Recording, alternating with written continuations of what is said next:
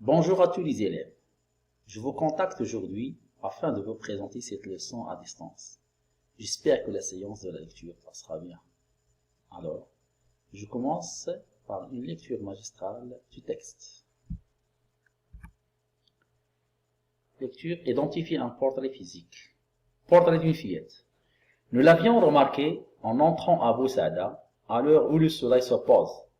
La petite fille se tenait contre un mur d'argile. Elle pouvait avoir 5 ans et resplendissait de coquetterie. Ses cheveux de bichette jouaient dans des khatkhals d'argent grossier. À ses bras teintés des fils torsadés de métal. Elle avait de grands sourcils démesurés, peints en noir vif sur son front. Des yeux profonds entre ses cils épais et une bouche fière aux lèvres bien dessinées. Une étoile bleue marquait chaque pommette ronde et une flèche bleue divisait son menton. Un tissu déchiré et rougeâtre tordu sur ses cheveux laissait voir de tresses poussiéreuses. Ses habits en lambeaux laissaient paraître son maigre corps. Ses petits pieds étaient encroûtés par la vase du ruisseau et ses mains sales étaient brunies ou aimées.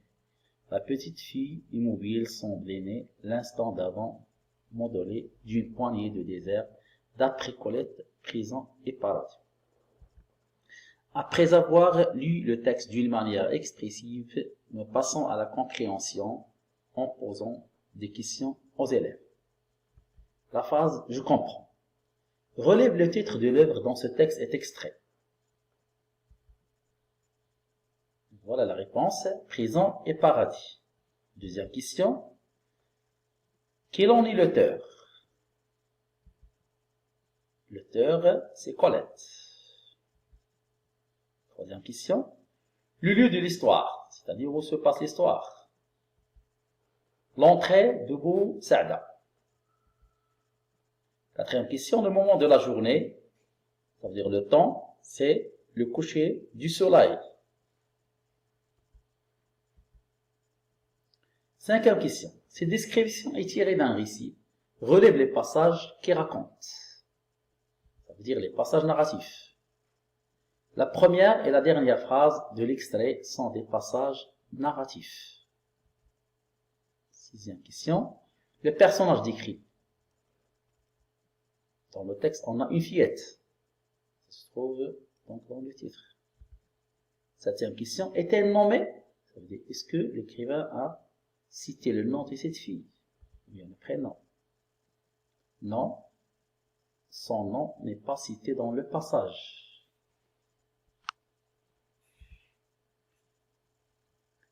Question numéro 8. Quel âge a la petite fille? Dans le texte, donc, on a 5 ans. Question 9. Je complète le tableau suivant à l'aide des adjectifs ou des expressions caractérisant, c'est-à-dire décrivant, l'aspect physique du personnage. Alors, partie du visage et on a caractérisation. Les sourcils. Donc, comment sont les sourcils de cette fille? Grand et démesuré, peint en noir vif. Pour les yeux, la caractérisation c'est profond, c'est-à-dire la fille a des yeux profonds. Pour les cils, épais. Alors pour la bouche, elle avait une bouche fière. Pour les lèvres, elles sont bien dessinées. Passons maintenant à la question numéro 10. À partir de ce tableau, quel ordre a choisi l'auteur pour décrire le visage? C'est-à-dire, est-ce que du haut en bas, de bas en haut, du haut en bas? Question numéro 11. Ce portrait est-il favorable, ça veut dire valorisant, ou défavorable, ça veut dire dévalorisant? On parle du portrait de la fillette. Le portrait de cette fillette est beau. Parce qu'on a dans le texte lèvres bien dessinées, resplendissaient de coquetterie. Question numéro 12. Relève les expressions montrant que le personnage est tatoué. Dans le texte, on a une étoile bleue marquée chaque pommette ronde et une flèche bleue divisée son menton. Pour la question 13. Trouve toutes les expressions révélant que le personnage est pauvre. Ici, on parle donc du portrait social. un tissu déchiré et rougeâtre, des tresses poussiéreuses, ses habits en lambeaux. Question 14. Le portrait de ce personnage était seulement physique ou était physique et moral? Donc dans le texte, on parle seulement des portraits de cette fille et seulement physique, pas de traits moraux. Pour la question 15.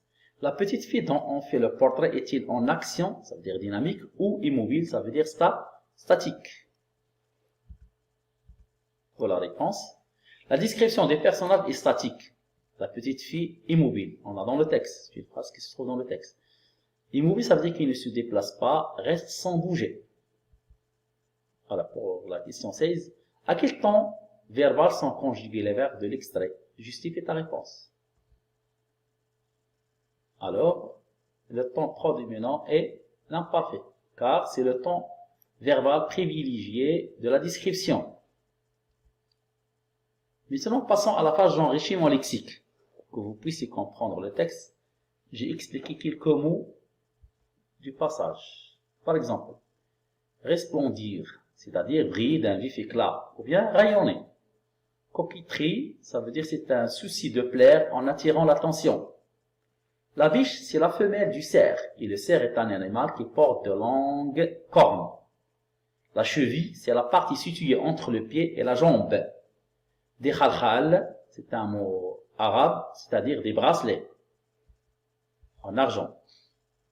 Teinter, c'est produire de sons clairs et aigus. Par exemple, le trousseau de clés qui teinte. Encrouter, couvert de crottes.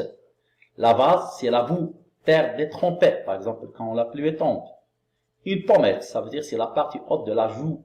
Une tresse, on parle ici des cheveux, ça veut dire une natte. L'embout, c'est un mot qui est en pluriel, ça veut dire c'est un morceau d'une étoffe déchirée. Brunir, ça veut dire devenir brun, par de la couleur, c'est-à-dire bronzé. Tatouage, c'est un signe au dessin exécuté en tatouant la peau. Passons maintenant à je retiens. Qu'est-ce qu'on va retenir? Quand un écrivain brosse le portrait physique et ou moral d'un personnage, il permet au lecteur de faire connaissance avec ce personnage. L'auteur choisit alors un ordre de description. La description peut porter sur un personnage en action ou immobile.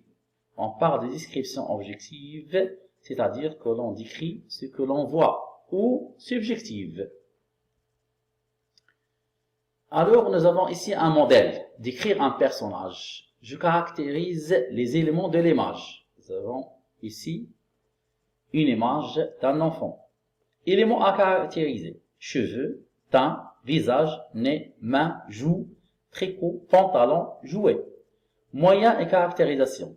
Pour les adjectifs, on a souriant, blanc, clair, ovale, petit, assis, bleu, soyeux, blanc, détendu, joyeux, bombé. Pour les verbes, on a l'excellent être et avoir, le verbe porter, être habillé, de, tenir, jouer, avoir l'air. Pour les compléments du nom, on a en plastique, en couleur. Pour les adverbes et les locutions, devant, dans, par terre, autour d'eux.